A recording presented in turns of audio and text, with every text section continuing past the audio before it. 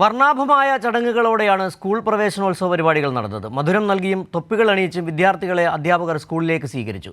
മികവിന്റെ കേന്ദ്രമായ സർക്കാർ വിദ്യാലയങ്ങളിൽ നിരവധി വിദ്യാർത്ഥികളാണ് ഇത്തവണ പ്രവേശനം നേടിയത്.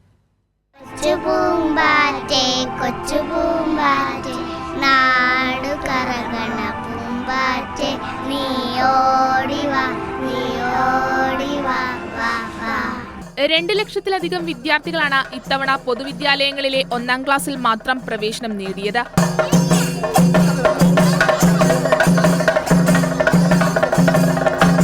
ജില്ലാതല പ്രവേശനോത്സവങ്ങൾ വിവിധ മന്ത്രിമാർ ഉദ്ഘാടനം ചെയ്തു.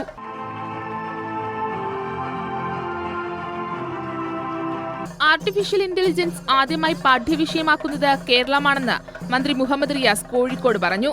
ഈ വർഷത്തെ സംസ്ഥാനത്തെ പഠന രീതികളിൽ പ്രത്യേകത നിറഞ്ഞ ഒരു കാര്യം 7-ാം ക്ലാസ്സിലെ കുട്ടികൾക്ക് ആർട്ടിഫിഷ്യൽ ഇന്റലിജൻസ് സിലബസിൽ ഉൾപ്പെടുത്തി എന്നുള്ളത്. ആർട്ടിഫിഷ്യൽ ഇന്റലിജൻസും റോബോട്ടിക്സും ഇന്ന് ലോകത്താകെ നിറഞ്ഞു നിൽക്കുകയാണ്. എല്ലാ മേഖലകളിലും AI കടന്നു വരുന്നു.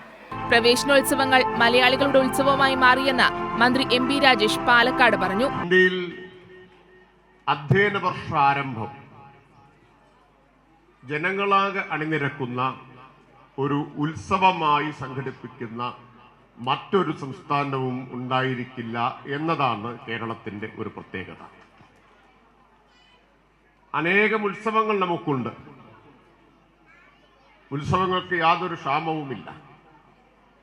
എന്നാൽ ജാതി മത ഭേദമില്ലാതെ എല്ലാ അതിർവരമ്പുകൾക്കും അതീതമായി ആബാലവൃദ്ധമാളുകളും അണിനിരക്കുന്ന ഏറ്റവും വലിയ ഉത്സവങ്ങളിലൊന്നായി, മലയാളികളുടെ ഏറ്റവും വലിയ ഉത്സവങ്ങളിലൊന്നായി പ്രവേശനോത്സവം മാറിയിട്ടുണ്ട്.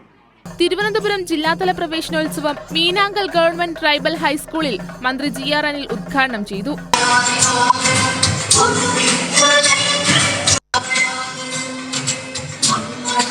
മികവിന്റെ കേന്ദ്രമായി മാറിയ പൊതുവിദ്യാലയങ്ങളിൽ ഇത്തവണ വലിയ മാറ്റമാണ് ഉണ്ടായത്. സ്കൂളുകളുടെ അടിസ്ഥാന സൗകര്യ വികസനവും പാഠപുസ്തകത്തിന്റെ വിതരണവുമെല്ലാം നേരത്തെ തന്നെ പൂർത്തിയാക്കിയിരുന്നു. ഇതിനൊപ്പം AI അടക്കമുള്ള സാങ്കേതിക വിദ്യകളും ലിംഗസമത്വം, സാമൂഹ്യ സുരക്ഷ, ചരിത്രം, ഭരണഘടനാ മൂല്യങ്ങൾ തുടങ്ങിയവ ഇത്തവണത്തെ അധ്യയന വർഷത്തിൽ വിദ്യാർത്ഥികൾക്ക് പുതിയ പാഠങ്ങൾ നൽകും. വിവിധ ബ്യൂറോകൾക്കൊപ്പം കൈരളി ന്യൂസ്, തിരുവനന്തപുരം.